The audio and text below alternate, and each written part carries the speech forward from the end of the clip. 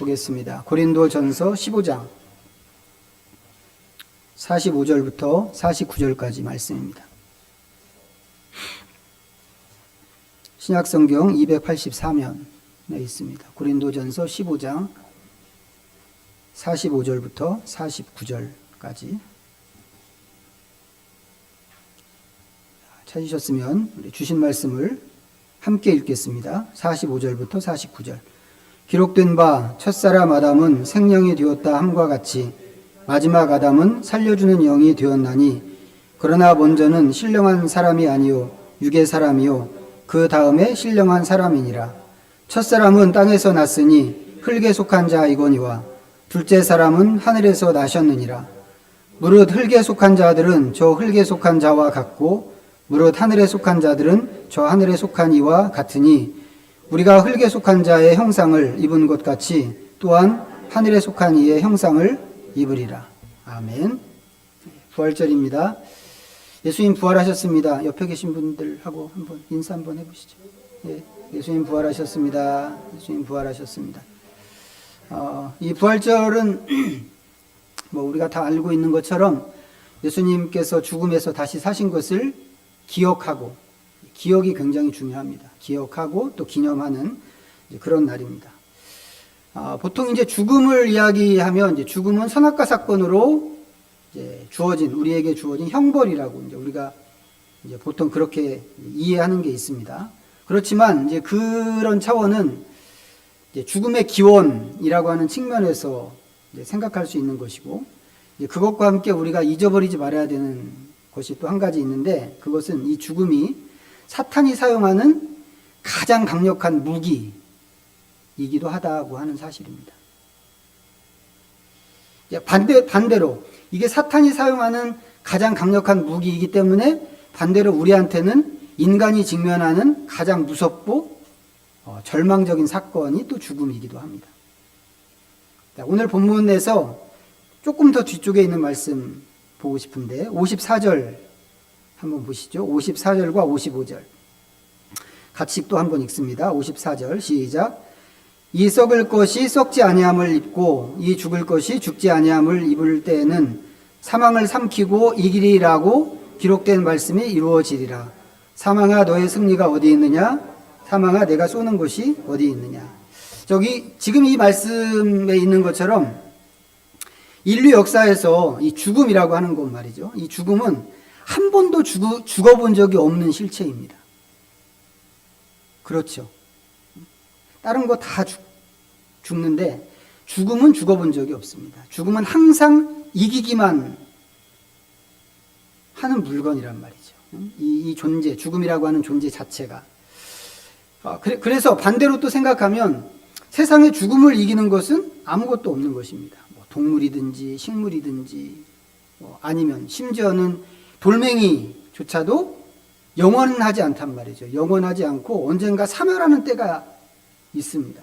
아주 커다란 바위산으로 된 것도 마찬가지입니다. 그런 것처럼 세상의 모든 것이 죽음을 만나면 죽을 수밖에 없습니다. 예수님께서 죽음에서 살아나셨다고 하는 것은 무슨 의미냐면 바로 그 죽음을 누구든지 만나기만 하면 죽을 수밖에 없고 죽음 자체는 한 번도 죽어보지 않는 그런 존재인데 그 죽음을 이기셨다고 하는 그런 이야기입니다. 죽음으로서는 뭐예요? 처음으로 패배한 거죠. 사망을 지금 읽은 말씀에서 사망을 삼키고 이기리라고 기록된 말씀이 이루어지리라가 바로 이 얘기입니다. 무엇에 의해서요? 예수님의 부활에 의해서. 예수님께서는 이 사탄의 초강력 무기인 이 죽음을 이기고 우리를 구원하셨습니다.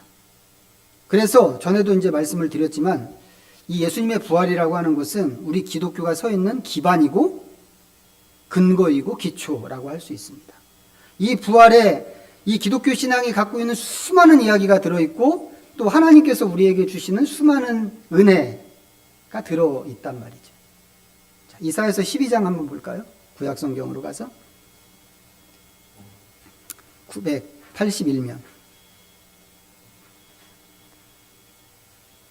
이사야서 12장 1절부터 3절까지 또 읽어보겠습니다. 시작. 그날에 내가 말하기를 여호와여 주께서 전에는 내게 노하셨사오나 이제는 주의 진노가 돌아섰고 또 주께서 나를 안위하시오니 내가 주께 감사하겠나이다 할 것이니라. 보라 하나님은 나의 구원이시라. 내가 신뢰하고 두려움이 없으리니 주 여호와는 나의 힘이시며 나의 노래시며 나의 구원이심이라. 그러므로 너희가 기쁨으로 구원의 우물들에서 물을 기르리로다. 옛날에는 말이죠, 우리가 어디에 속해 있었는가? 우리는 사탄에게 속한 존재였습니다. 너희 아비는 마귀야 라고 예수님도 그렇게 말씀하신 적이 있으시잖아요. 우리는 전부 사탄에게 속했던 그런 존재였습니다. 그런 만큼 우리는 사탄에게 속해서 하나님의 진노 중에 또 있었던 그런 존재였죠. 그런데 그런 우리를 삼위 하나님께서 구원하신 것입니다.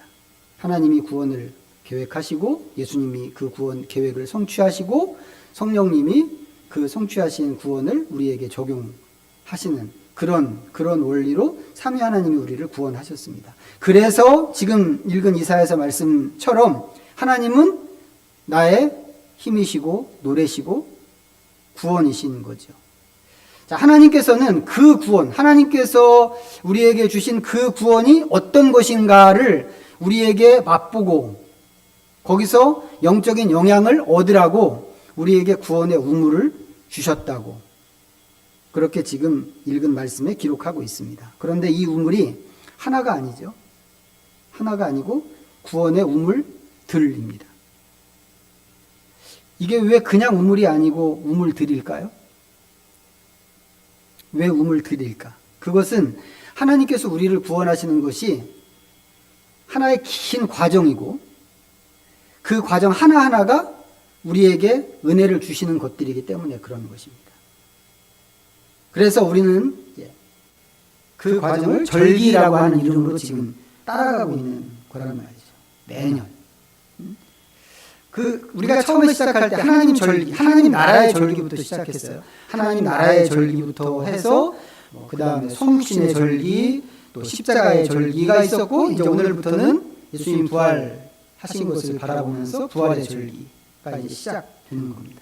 이 각각의 절기는 그 각각의 절기가 강조하는 것들이 그 안에 들어 있습니다. 그리고 그 안에서 주시는 특별한 은혜들이 있습니다. 그런데 그 중에서도 부활이 우리에게 주는 은혜는 더더욱 특별한 것입니다. 예수님의 부활로 우리의 구원이 확정되었고 그 위에 교회가 세워졌기 때문에 그렇습니다. 우리가 기억해야 되는 것은 뭐냐면 이것들 각각이 하나님께서 주시는 구원의 우물들이라고 하는 것입니다.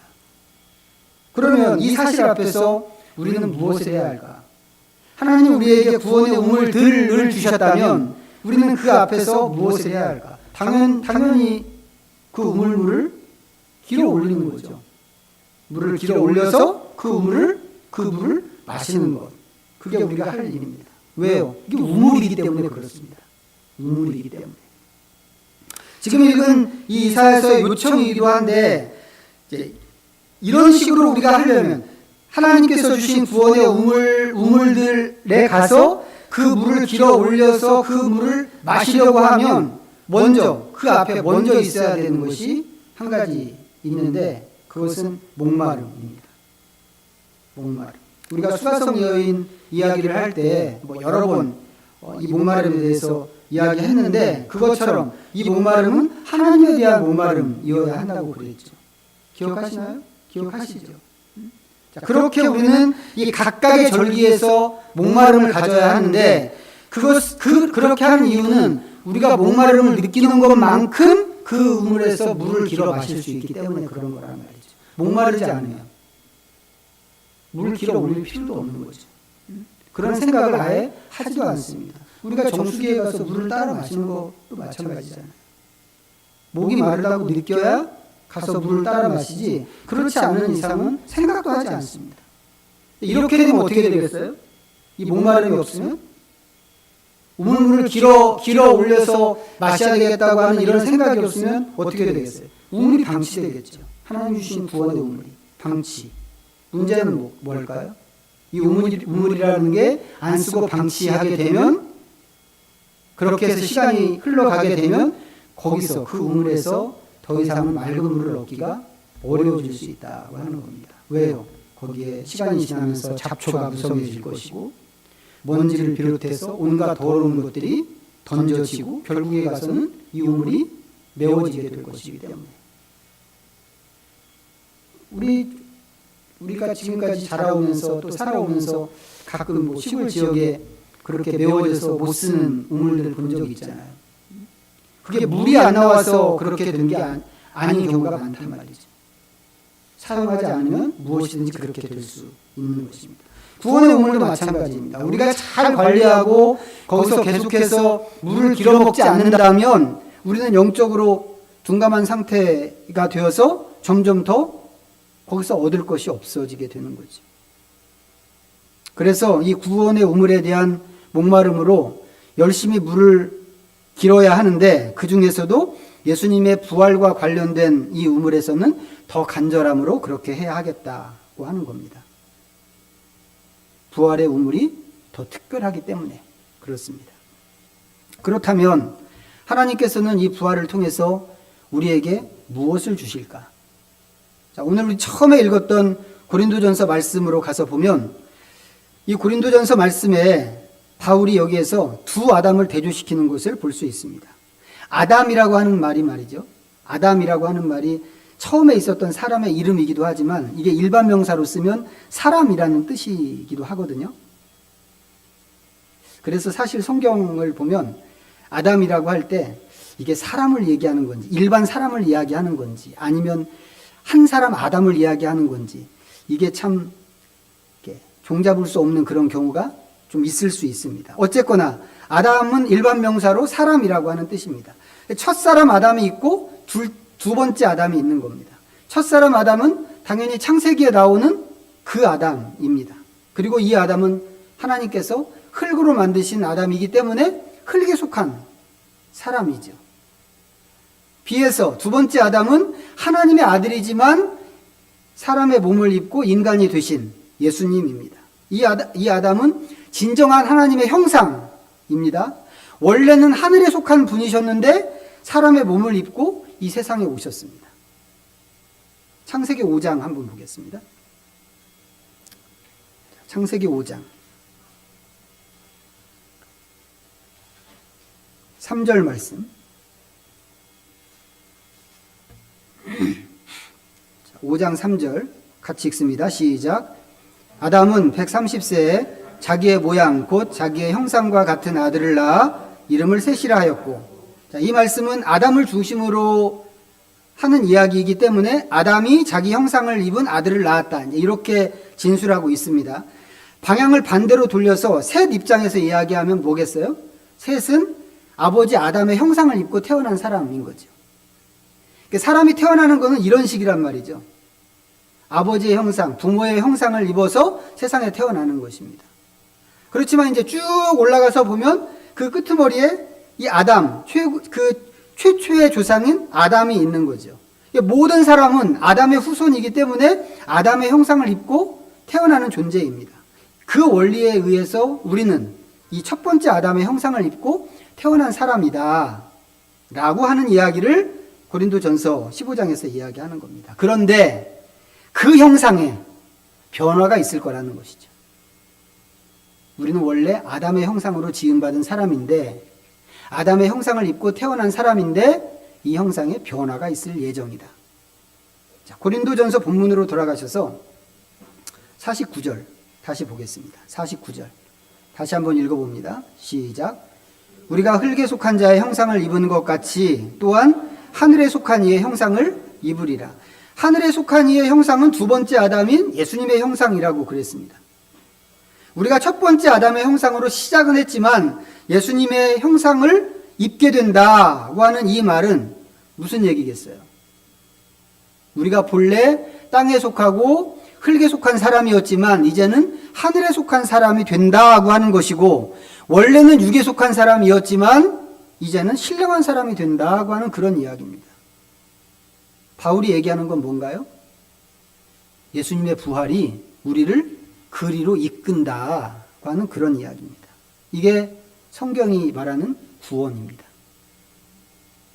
흙에 속한 내가 하늘에 속한 사람이 되고, 육에 속한 내가 신령한 사람이 되고, 첫째 아담의 형상이었던 내가 하나님의 참 형상인 예수님의 형상을 입는 것, 이게 구원의 본질이라고 하는 거란 말이죠. 여러분, 그 모습을 상상해 보실 수 있겠어요? 여러분이 변화될 그 모습.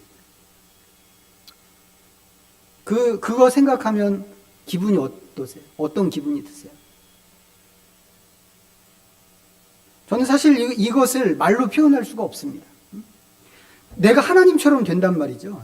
내가 하나님처럼 된다는 건데 이걸 어떻게 말로 표현하겠어요? 그러면서 또 한편으로는 아니 하나님께서 우리를 이렇게까지 끌어올리시나 싶은 생각도 듭니다. 근데 더 멋진 것은 이걸 위해서 우리가 하는 것은 없다고 하는 것입니다. 우리는 무슨 수고나 노력을 해서 이걸 얻는 게 아니고 단지 믿는 것으로 이 구원을 얻습니다. 그렇기 때문에 구원은 전적으로 하나님이 주시는 선물이 되는 것입니다. 하지만 그게 얼마나 가치 있는 선물인지 알 수 있을까요?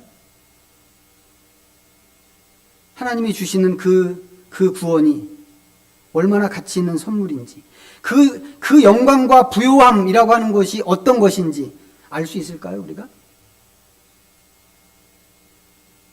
사실 구원이 얼마나 가치 있고 소중한가를 알려면 그에 앞서서 죄가 무엇인지를 알아야 됩니다. 그거 먼저 알아야 되죠. 죄인으로서 나 자신이 얼마나 비참한 존재인가 하는 것을 알아야 하고, 내가 얼마나 가난하고 얼마나 치욕적인 존재인가 하는 것을 알아야만 합니다. 이게 안 되면 우리가 믿음으로 얻는 것이 어떤 것인가 감을 잡을 수가 없단 말이죠. 당연히 그렇게 되면 우리는 감사할 수도 없고 그 다음 단계로 나갈 수도 없습니다. 그런데 실제로 보면 어떤가요? 대부분의 기독교 신앙에서 이게 안 되죠. 이게 참 안 됩니다. 안 되니까 뭐예요? 구원이라고 하는 것을 그저 죽어서 좋은 곳에 가는 것, 그 정도로만 생각하는 것입니다. 이렇게 생각하면 되게 편해요. 편합니다.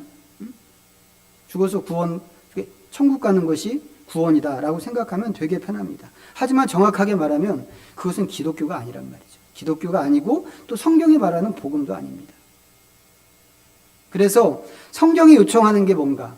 그렇기 때문에 요청하는 것이 구원의 샘으로 가서 물을 길어라 라고 하는 것입니다. 계속해서 그 우물로 가서 물을 길어 올리고 그 물을 마시는데 그냥 한두 번 그렇게 하는 것이 아니고 1년 365일 끊임없이 이 구원 사건을 묵상하고 거기에 참여하는 것으로 그렇게 해야 한다고 하는 것입니다. 우리가 늘 시간이 지나면 목이 말라서 늘 물을 찾듯이 그렇게 구원의 우물에 늘 가야 한단 말이죠. 특히 이 예수님의 부활은 우리의 구원을 확정하는 사건이기 때문에 더욱더 우리가 그렇게 해야만 합니다. 이게 부활절에 우리가 바라보아야 하는 핵심적인 지점이라고 할 수 있습니다. 이것은 우리가 부활을 전하는 것보다 훨씬 중요한 일입니다. 훨씬. 부활을 통해서 내가 얻은 것이 무엇인가, 이 진가를 알지 못하면 우리가 부활을 전한다고 할 때 그 전하는 것도 뭐가 되겠어요? 그냥 그 수준일 수밖에 없단 말이죠. 아니면 그거보다 훨씬 못한 것이 될 수도 있습니다.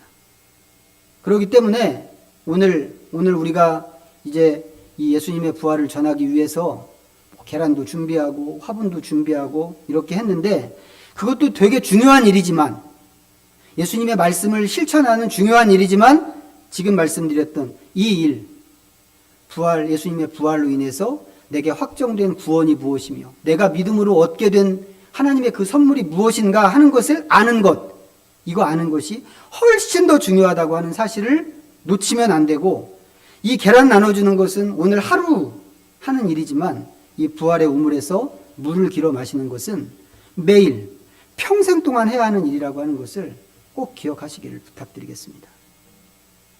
이게 오늘 설교의 핵심입니다.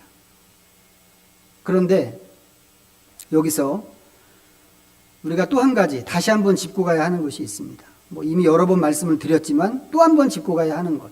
우리의 구원은 언제 이루어지는가 하는 것입니다. 우리나라 교회에서 자주 강조되는 것 중에 하나가 구원의 확신이잖아요. 구원의 확신. 엄밀하게 말하면 구원의 확신으로 구원받는 것은 아니거든요. 뭘로 구원받나요, 그럼? 뭘로 하나님의 은혜로 구원받나요? 그 성경에 나오는 그 이야기입니다. 바깥에 누가 오신 것 같아요. 하나님의 은혜로 구원받는데, 하나님의 은혜로 우리가 선물을 받는 거죠. 근데 어떤 방법을 통해서 받는가? 예수님을 믿음으로 우리는 구원받는 겁니다. 구원의 확신으로 받는 게 아니고 예수님을 믿음으로 구원을 받는 거예요. 구원받았다고 하는 확신으로 받는 게 아니고. 이게 완전히 다른 문제거든요. 구원의 확신, 구원을 확신하는 거하고 예수님을 믿는 거하고는 정말 다른 문제입니다. 그런데 이 교회는 끈질기게 이 구원의 확신을 이야기합니다. 왜 그러는지 모르겠어요. 굳이 우리가 알아야 하는 것이 있다면 그것은 이 구원이 언제 이루어지는가 하는 겁니다. 교회가 이 부분을 상당히 오해했는데 이 오해는 거의가 사형리의 역할 때문이 아닌가. 저는 이제 개인적으로 그렇게 생각을 합니다. 사형리 다 아시죠? 사형리는 이 성경의 복음을 아주 간단 명료하게 압축해서 설명하는 그런 전도 책자입니다. 이런 거죠. 하나님은 당신을 사랑하십니다. 당신을 사랑하시고 당신을 위한 놀라운 계획을 가지고 계십니다. 그렇지만 인간은 죄에 빠져 있기 때문에 이 하나님의 사랑과 계획을 알 수가 없습니다. 예수님만이 그 죄를 해결하고 하나님의 사랑과 계획을 우리로 하여금 알게 하고 체험하게 해주는 유일한 길입니다. 개인적으로 예수님을 나의 구주, 나의 하나님으로 영접하는 사람은 그 길로 들어설 수 있습니다. 예수님을 영접하시겠어요? 심플하죠? 이게 답니다. 복음을 이것보다 더 간단하게 소개하는 것은 불가능하다고 생각을 해요. 더군다나 이게 1, 2, 3, 4 순서로 되어 있단 말이죠. 아주 이해하기도 되게 쉽습니다. 이렇게 해서 예수님을 영접한다고 하면 그 다음에 이렇게 이야기합니다. 이제 당신 안에 예수님이 들어와 계십니다. 당신은 이제 하나님의 자녀가 되었고 영원한 생명을 얻었습니다. 당신은 구원받았습니다. 교회는 이렇게 하면 구원받은 것이라고 생각했고 그렇게 가르쳐 왔습니다. 하지만 이게 진짜 구원의 전부인가 하는 겁니다. 이게 단가? 사실 기독교 신앙이라고 하는 게 그렇게 단순하지 않거든요. 물론 예수님 옆에 예수님 십자가 옆에서 같이 죽은 우편에 못 박혀 죽었던 그 강도처럼 그냥 그 순간에 주님의 나라에 임하실 때 나를 꼭 기억해 주십시오. 이렇게 해서 구원받는 그런 심플한 과정도 있기는 있습니다. 근데 우리는 그렇지 않잖아요. 우리는 예수님 믿고도 되게 오래 신앙인으로 사는 사람인데 우리가 걷는 이 기독교 신앙이라고 하는 게 그렇게 단순하지 않거든요. 그런데 사형리는 이 기독교 신앙을 너무 단순화시켰고 이 영향이 교회 안에 너무 깊이 파고 들어왔습니다. 물론 교회 안에 들어온 사람들 보면 그 중에는 이 정도도 듣지 않고 온 사람들 되게 많아요. 지금 말씀드렸던 이 사형리가 말하는 것도 듣지 않고 온 사람들이 너무 많기 때문에 이렇게라도 듣고 왔다면 그 자체로 굉장히 훌륭한 일입니다. 그리고 사형리가 말하는 게 틀린 얘기가 아니죠. 다 맞는 얘기입니다. 그렇지만 기독교 신앙은 예수님을 구주로 영접하는 데서 더 나가야 하는 지점이 있다고 하는 겁니다. 문제는 그걸 이야기하는 경우가 거의 없다는 거죠. 예수님을 믿기만 하면 구원받아 라고 이야기하는데 그 말 자체는 맞는 말인데 예수님을 믿는 게 정확하게 뭔지, 그렇게 해서 얻는 구원이 정확하게 무엇인지 이런 설명은 없단 말이죠. 그러다 보니까 꽤 많은 사람들이 예수님을 믿으면 그냥 믿는 그 순간에 구원을 받는 거라고 생각하고 그러면 그걸로 끝이라고 생각하는 게 있더라고 하는 겁니다. 그 다음에 있어야 하는 것은 그건 있으면 더없이 좋지만 없어도 구원받는 데는 그다지 지장을 주지 않는 그런 것처럼 생각합니다. 하지만 실제는 그렇지 않다는 것이죠. 요한복음 3장 볼까요?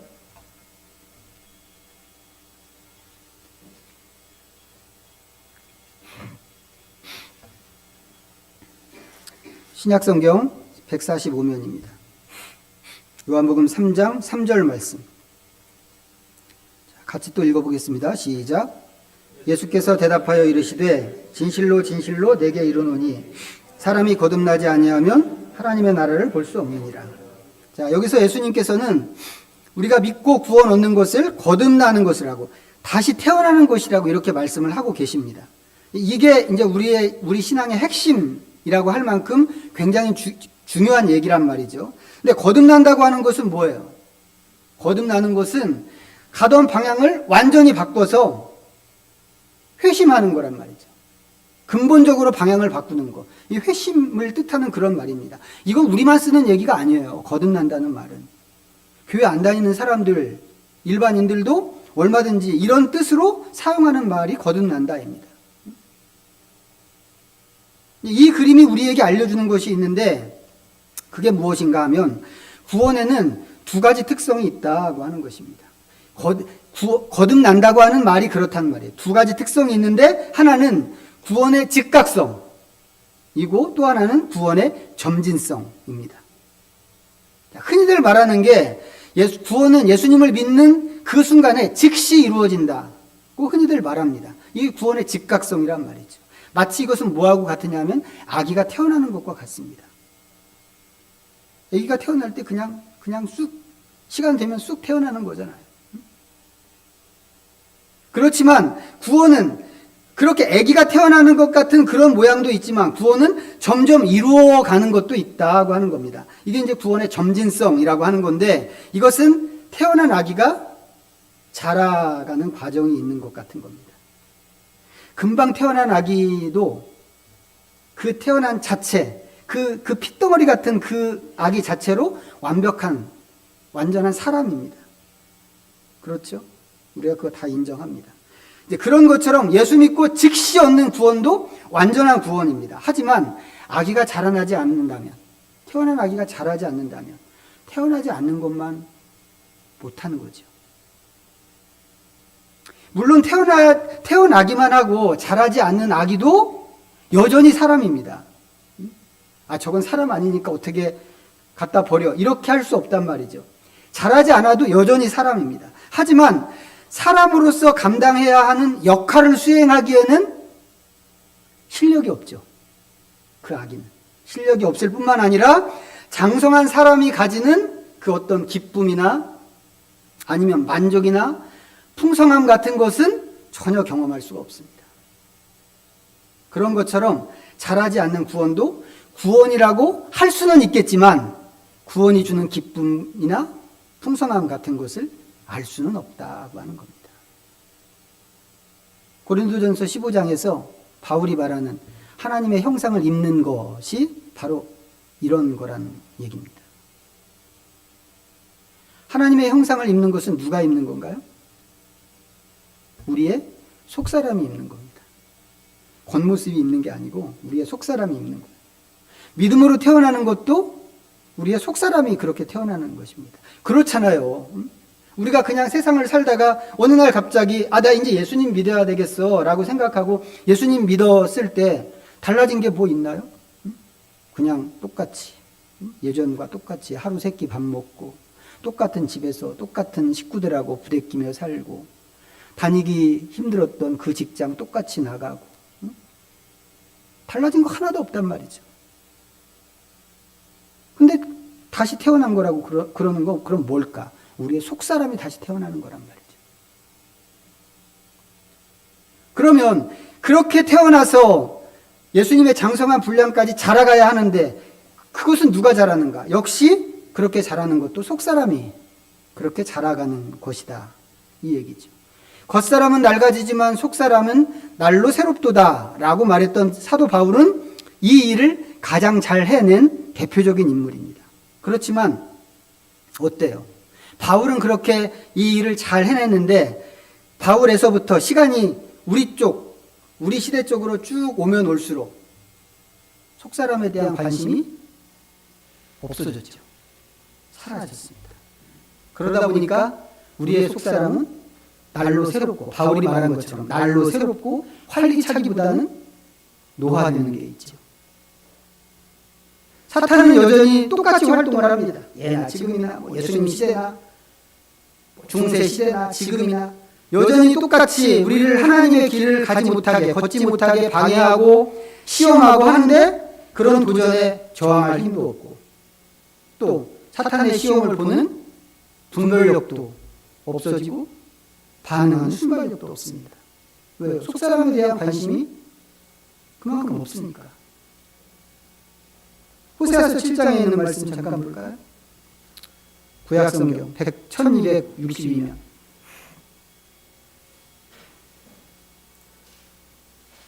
호세아 7장 8절과 9절입니다.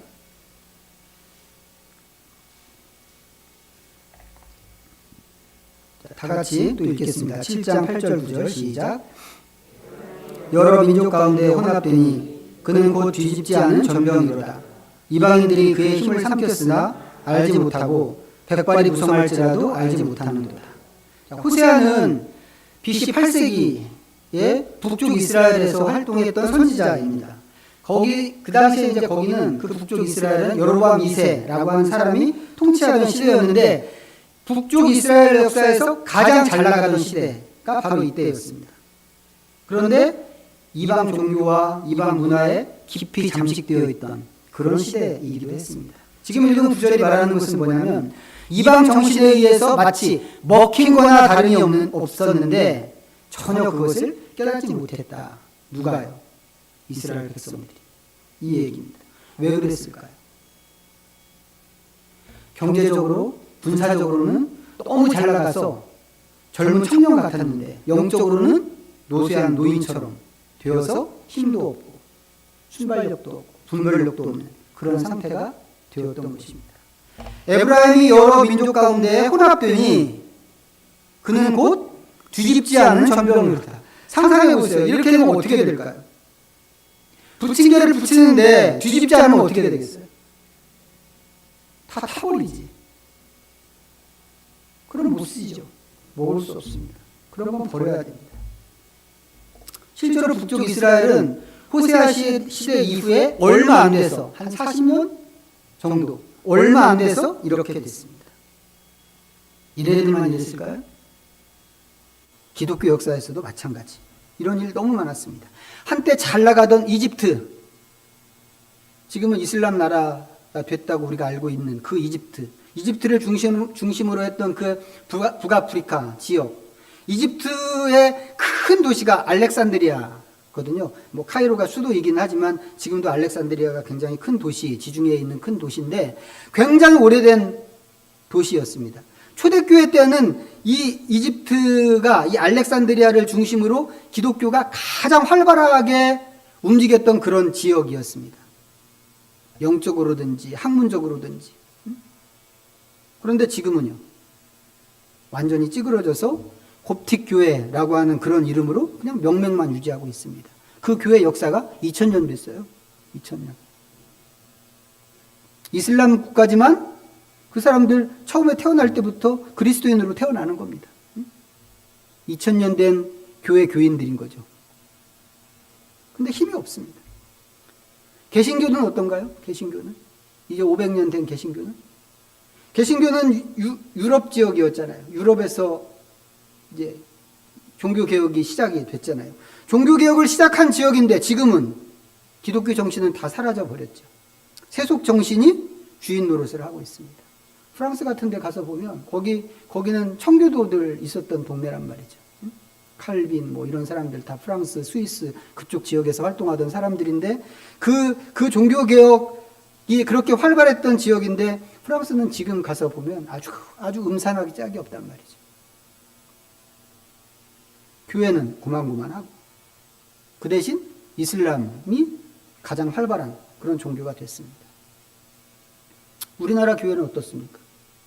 150년도 안 된 우리나라 교회. 150년도 안 됐는데 벌써 노쇠했습니다. 한때는 세계 교회가 깜짝 놀랄 정도로 그만큼 잘 나가는 교회였는데 지금은 사회적으로 배척받는 그런 집단이 됐죠. 이게 현실입니다.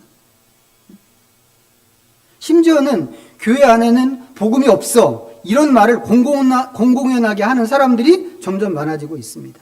이런 얘기를 듣다 보면 우리나라 교회에 과연 진짜가 있기는 있었나 하는 생각이 들 정도란 말이죠. 그 정도로 지금 우리나라 교회가 엉망이 됐습니다. 교회가 그렇다면 개인적으로는 어떻겠어요?